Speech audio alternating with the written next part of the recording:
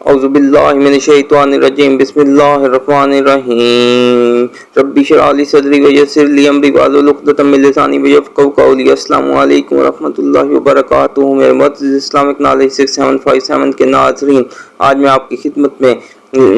حضرت موسیٰ علیہ السلام اور اس کی قوم پر اترنے والا من و سلوہ کا واقعہ لے کر آپ کی خدمت میں حاضر ہوا ہوں۔ حضرت موسیٰ علیہ السلام کی قوم یعنی بنی اسرائیل، جن پر اللہ تعالیٰ نے بیش بہا نعمتوں سے نوازا تھا، لیکن ان کے لیے کھانا جو اترتا تھا، من و سلوہ جس کو کہا جاتا تھا، کیا وہ آسمان سے آتا تھا یا زمین سے؟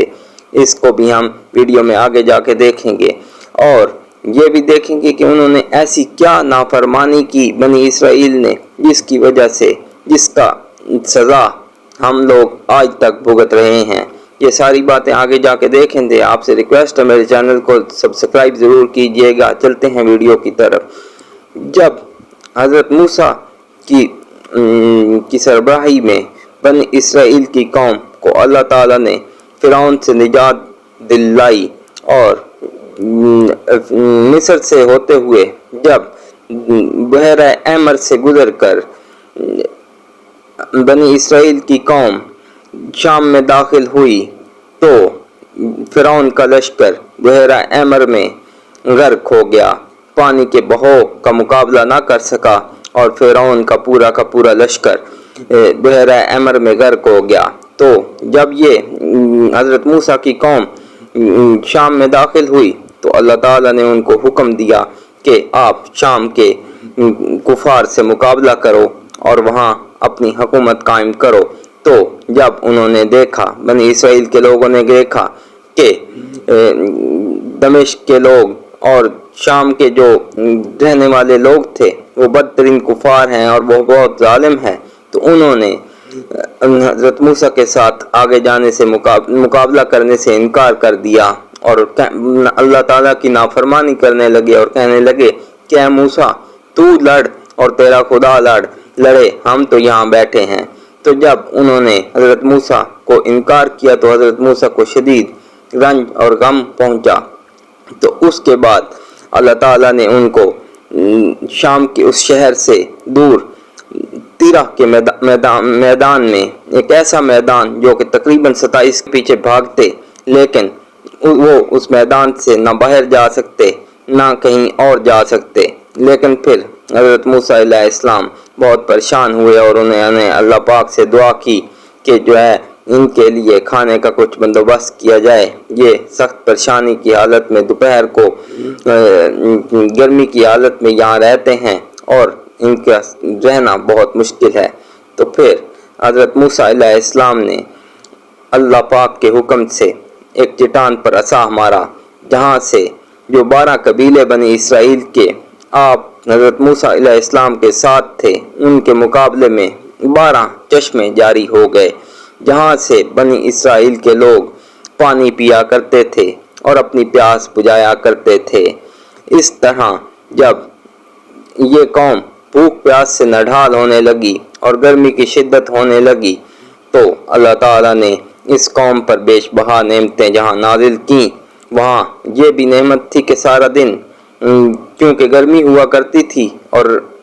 میدان تھا بالکل جہاں دھوپ بہت گہری پڑتی تھی، تو اللہ تعالیٰ ان کے سروں پر دن کے وقت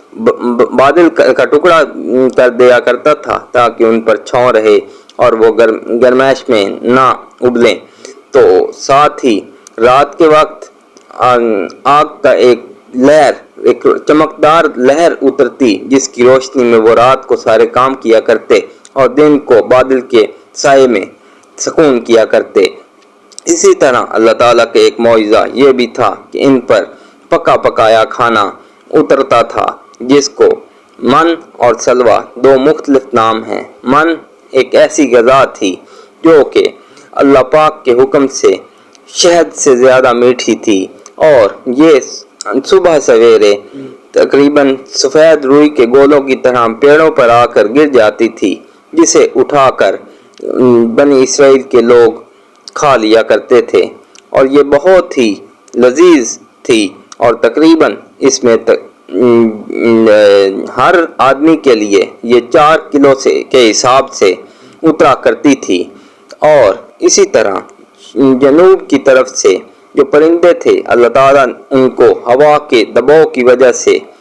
اس میدان میں اتار دیتا، اور اس پرندے کو سلوا کہتے تھے، اور اس کو جب یہ بھون کر کھایا کرتے تھے تو وہ کھانا اتنا لذیذ ہوا کرتا تھا کہ یہ کھا کھا کر تھکتے نہیں تھے، لیکن وہ اتنا ہاضمے دار بھی تھا کہ یہ کھاتے اور ساتھ ہی کھانا ہضم بھی ہو جایا کرتا تھا۔ تو اس طرح اس قوم پر اللہ تعالیٰ نے بیش بہا نعمتیں نازل کیں، لیکن حضرت موسیٰ علیہ السلام نے اس قوم کو ایک تلقین کی تھی کہ اللہ پر بھروسہ کریں، اور یہ من و سلوہ جو اتر رہا ہے اس کو کبھی بھی ذخیرہ مت کرنا۔ اللہ کے حکم سے یہ جب تک ہم ادھر مصیبت میں ہیں یہ من و سلوہ اترتا رہے گا، لیکن لوگوں کا یقین کم ہونے لگا، اور انہوں نے کہا کہ کسی دن اگر یہ سلوہ من و سلوہ نہ اترا تو ہمارا کیا ہوگا؟ تو لوگوں نے من و سلوہ ذخیرہ کرنا شروع کر دیا، اور یوں ہی یہ لوگوں نے ذخیرہ کرنا شروع کیا تو ساتھ ہی اللہ پاک نے من و سلوہ بھیجنا بند کر دیا، اور اس کے ساتھ ہی پھر جو ذخیرہ شدہ خوراک تھی وہ بھی خراب ہو گئی، اور اس سے آنے والی تمام مسلمانوں کی نسلوں کے لیے یہ جو خوراک خراب ہونے لگی یہ وہاں سے خراب ہونے لگی۔ حضور اکرم صلی اللہ علیہ وآلہ وسلم نے ایک موقع پر فرمایا ہے کہ اگر بنی اسرائیل والے من و سلوہ کو ذخیرہ نہ کرتے تو یہ رہتی دنیا تک آسمان سے اترنے والی غذائیں اور دوسری غذائیں کھانا اور روٹی وغیرہ کبھی بھی خراب نہ ہوا کرتے۔ یہ صرف بنی اسرائیل کی اس نافرمانی کی وجہ ہے کہ کھانا اب خراب ہو جایا کرتا ہے۔ تو یہ تھی آج کی ویڈیو جس میں ہم نے دیکھا کہ حضرت موسیٰ علیہ السلام کی قوم پر اللہ تعالیٰ نے بیش بہا نعمتیں نازل کی، لیکن انہوں نے اللہ تعالیٰ کی نافرمانی کی، لہذا آپ سے درخواست ہے کہ رزق کی فکر کو چھوڑیں۔ ہر بندے کو رزق دینا اللہ تعالیٰ کی ذمہ داری ہے، جیسے اس نے تیرہ کے میدان میں بنی اسرائیل کے لوگوں کو من و سلوہ اتارا، اسی طرح رزق آج کے دور میں بھی اللہ تعالیٰ ہر انسان تک پہنچا دیتا ہے،